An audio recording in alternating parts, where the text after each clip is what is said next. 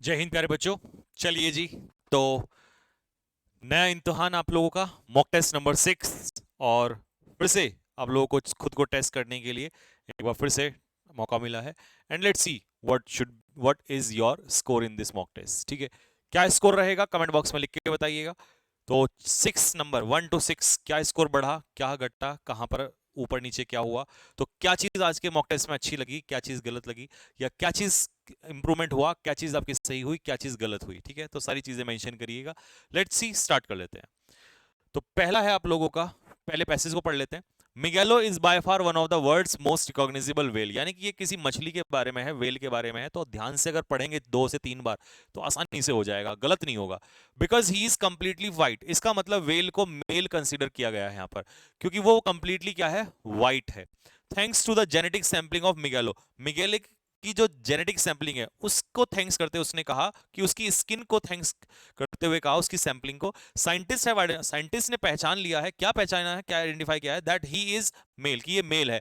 And his albino appearance, और उसकी जो एल्बिनो अपीयरेंस है, is a result of a variation in the gene, इसके वेरिएशन में, जीन में जो वेरिएशन आता है उसकी वजह से है, जो रेस्पॉन्सिबल है कलर ऑफ हिज स्किन, उसकी स्किन के कलर के लिए। ठीक है, तो उसकी स्किन के कलर के लिए कौन रेस्पॉन्सिबल है, his albino appearance is a result of variation of gene.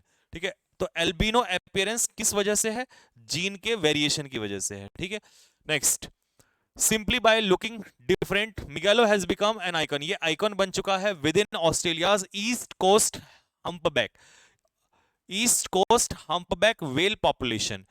ठीक है, तो वेल पॉपुलेशन जो हम्पबैक, हम्प समझते हैं जो इस तरीके का हम्पबैक पॉपुलेशन, वैसे तो हम्प जो होता है कुबड़ होता है। ठीक है, तो उसमें ये फेमस बन चुका, आइकॉन हो चुका है। इंडीड, वास्तव में Migaloo has his own Twitter account, और इसका अपना ही ट्विटर अकाउंट है विद ओवर 10,000 फॉलोअर्स हैं, एंड वेबसाइट भी है इसकी, where fans can lodge sightings, जहां पर फैन जो हैं, जो अलग अलग व्यूज होते हैं, दृश्य, उनको क्या कर सकते हैं, लॉज कर सकते हैं। लर्न मोर अबाउट हम्पबैक के बारे में, हम्पबैक वेल्स के बारे में सीख सकते हैं। He was first discovered in 1991 में, इसको डिस्कवर किया गया था, ऑफ बायरन बे ऑस्ट्रेलिया में जो है।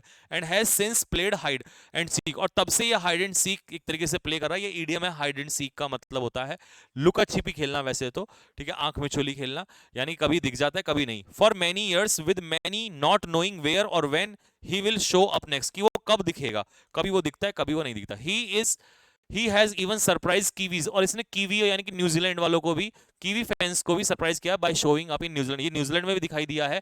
न्यूजीलैंड वाटर्स मतलब न्यूजीलैंड के जो आसपास का समुद्र का इलाका है वहां पर भी।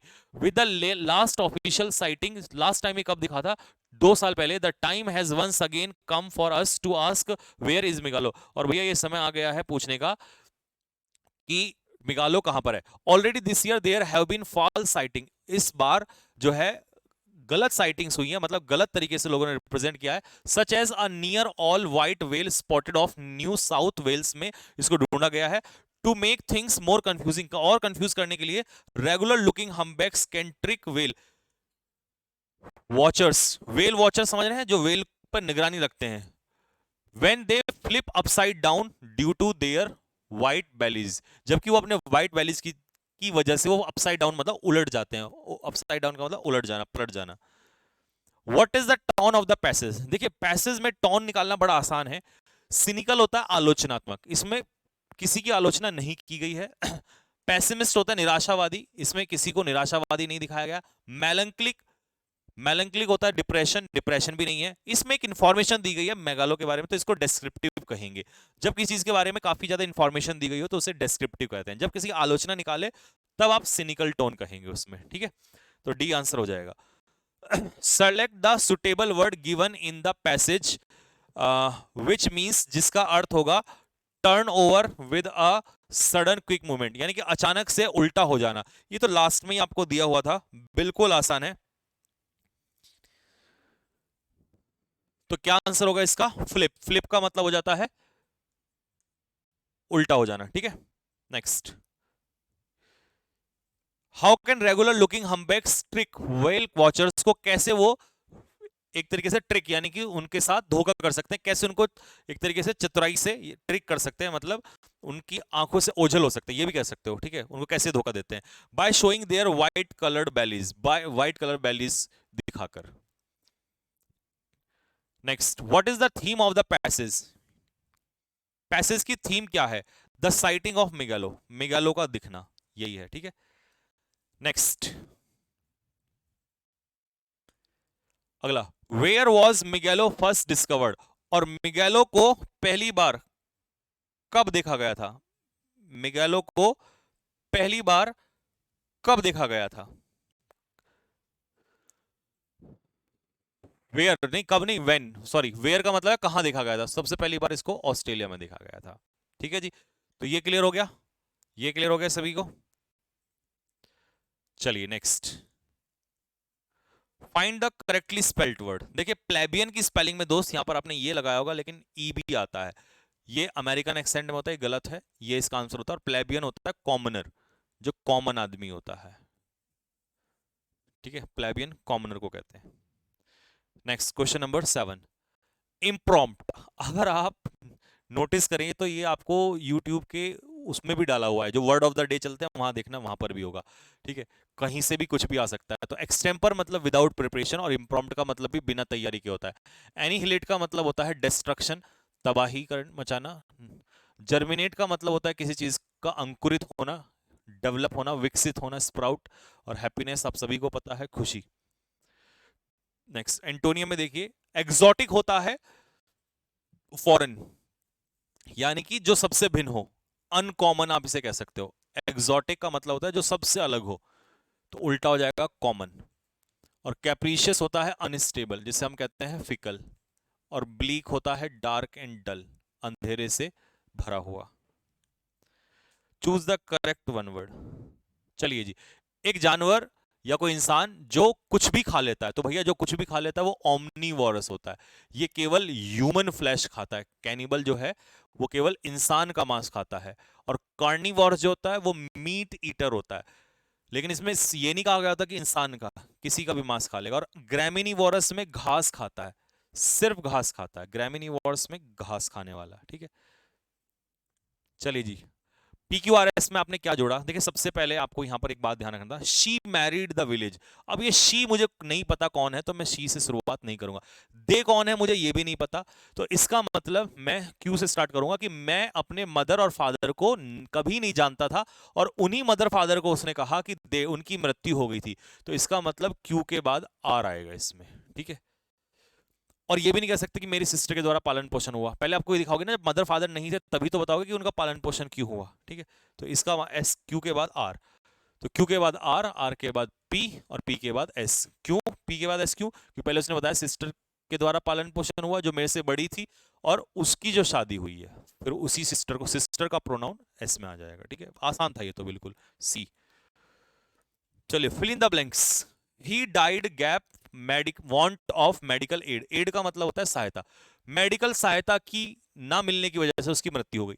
अब कई बच्चों ने ऑफ लगाया होगा, सोचो अगर आप ऑफ लगा, ही डाइड ऑफ, उसकी मृत्यु हुई। ऑफ डिजीज के लिए आता है, क्या यहां किसी डिजीज का नाम लिखा हुआ है? नहीं लिखा हुआ है, ठीक है। तो इसीलिए यहां पर हम ऑफ नहीं लगाएंगे। ये पूरा फ्रेज बनेगा for want of. For want of का मतलब होगा फॉर लैक ऑफ। अब फॉर लैक ऑफ सही मीनिंग दे रहा है, किसकी कमी के कारण? मेडिकल हेल्प ना मिलने की वजह से। तो इस मेडिकल हेल्प की कमी के कारण, मतलब उसको मेडिकल सपोर्ट लास्ट टाइम पे नहीं मिल पाया, इसलिए उसकी मृत्यु हो गई, ठीक है। Man is the only animal. देखिए द ओनली किसके साथ पेयर जाएगा? दैट के साथ, एम्फेसाइज करने के लिए। तो जो बात कर सकता है, द ओनली का पेयर दैट से। जितने भी दिन, दैट आई पास का मतलब है जितने भी दिन मैंने उसके साथ बिताए थे वो एक्साइटिंग थे। हमें क्या पता कितने दिन, हमें नहीं पता। और जब नहीं पता तो द फ्यू। द लिटिल क्यों नहीं आएगा? कमेंट बॉक्स में लिख के बताओ। इसका रीजन मैंने द लिटिल द फ्यू आपको पढ़ाया हुआ है, मैं ही बता देता हूं। द डेज जो है वो प्लूरल नाउन है, और ये अनकाउंटेबल के साथ आता है, ठीक है। अब इसका आंसर बहुत सारे बच्चों ने आंख बंद करके सी मार दिया होगा, वन का वंस। लेकिन कितनी बार समझाया हुआ, जब यहां पर वन के आगे पीछे कुछ ना हो, सिर्फ वन प्रोनाउन का काम करेगा, तो ये इंडेफिनिट प्रोनाउन वन का वंस होता है। One should respect one's parents, तो वन के बाद सीधा वर्ब आ गई शुड। लेकिन जब आप ये कहें किस में से वन आया है, अगर यहां बॉयज होता तो भी क्या आप वंस लगाते? नहीं ना। लड़कों में से एक लड़का आता, हिज होता। लड़कियों में से एक लड़की, हर हो जाता। तो ऐसे ही आपको यहां पर डिपेंड होना पड़ता है कि पीछे ऑब्जेक्ट क्या है। अब अस में हमें नहीं पता कौन है, तो इसीलिए हम देयर प्लूरल तो लगाएंगे नहीं, क्योंकि सब्जेक्ट हमारा सिंगुलर है, ठीक है। पहली बात। दूसरी बात, आर इसलिए नहीं होगा क्योंकि आर आता है प्लूरल का। अगर यहाँ वी होता तब हम, कई बच्चों ने आर भी लगाया होगा इसको देखकर, लेकिन ये तो ऑब्जेक्ट है तो ऑब्जेक्ट के अकॉर्डिंग ये आएगा नहीं, तो इसका आंसर होगा हिज, हम में से एक। और वंस तो वन के साथ ही आता है, वन के आगे पीछे कुछ नहीं होना चाहिए, ठीक है। Kalidas is the greatest author in Sanskrit, मतलब सुपरलेटिव डिग्री से कंपैरेटिव में चेंज करना है आपको। तो चलिए जी ढूंढिए कंपैरेटिव डिग्री, ठीक है। No author, no author in no other author in Sanskrit, no other author in Sanskrit, अच्छा सेंटेंस ही खत्म हो गया तो इसको तो छोड़ दीजिए। इज अ ग्रेट ऑथर, तो ग्रेट ऑथर इसको भी छोड़ दीजिए क्योंकि ये पॉजिटिव डिग्री है।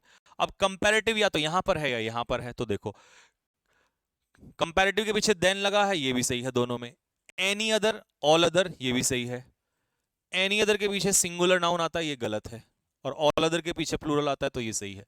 यहां एनी अदर मैंने पढ़ा रखा, एनी अदर के पीछे सिंगुलर नाउन आता है, तो इसलिए वो गलत है। डी इसका सही आंसर हो जाएगा। अनीता इंजॉयड, अब देखिए ये आप लिख लीजिए, स्टार्ट एरर का क्वेश्चन था, स्टार्ट, स्टॉप, माइंड, इंजॉय, ये ऐसी वर्ब हैं जो अपने पीछे जिरंड लेती है नॉन फाइनाइट के रूप में।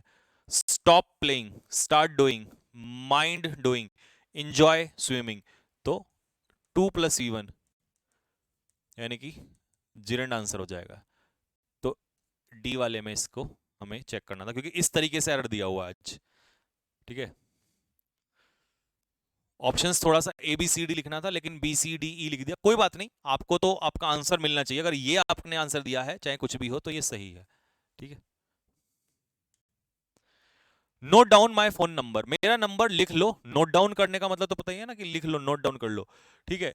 इन केस यू नीड, अच्छा यू के साथ एस नहीं लगता, ठीक है। तो कह रहा है कि अगर तुम्हें जरूरत पड़े कॉल करने की तो नंबर लिख लो, तो यू के साथ एस नहीं लगता, तो इसका आंसर हो जाएगा ए। नरेशन, माई ग्रैंडमदर रिटायर्ड, रिटायर्ड है पास्ट इंडेफिनिट, रिपोर्टिंग वर्ब है पास्ट में, तो इसका मतलब पास्ट इंडेफिनिट को चेंज करते हैं पास्ट परफेक्ट में। आज रात की क्लास करना बहुत इंपॉर्टेंट हो जाएगी, ठीक है, नरेशन की।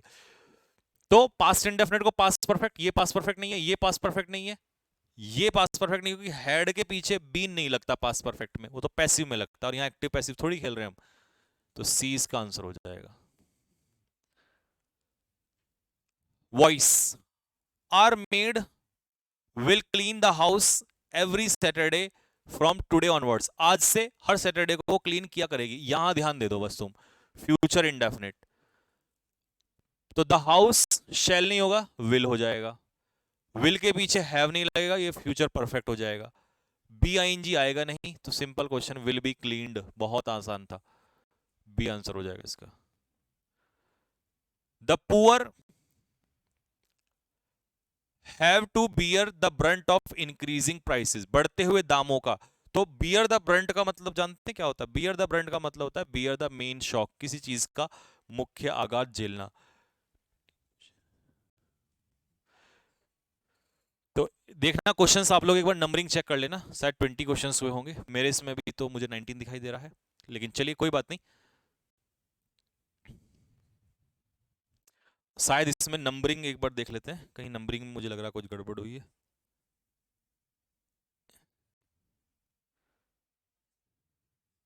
17, 18, अच्छा 20 क्वेश्चन है पूरे, इसमें 18 है और ये अपना 19 हो जाएगा वॉइस वाला, है ना, और लास्ट का 20, सॉरी पूरे क्वेश्चन है, वो नंबरिंग जो है वो चेंज कर लेंगे। नंबरिंग से खैर कुछ नहीं पड़ता आपको फर्क, आपके सामने पूरा सॉल्यूशन आ चुका है, ठीक है। पीडीएफ में नंबरिंग मैं चेंज करवा के डलवा दूंगा, ठीक। तो ये था आपका सॉल्यूशन, कहां इस बार झटका मिला और कहां से सही हुआ, कितना स्कोर मैनेज किया, कमेंट बॉक्स में जरूर लिख के बताएं। चलिए फिर करिएगा रिवीजन, चेक करिएगा, और मिलते हैं आप लोगों से शाम को नरेशन की क्लास में, तब तक के लिए सभी को जय हिंद।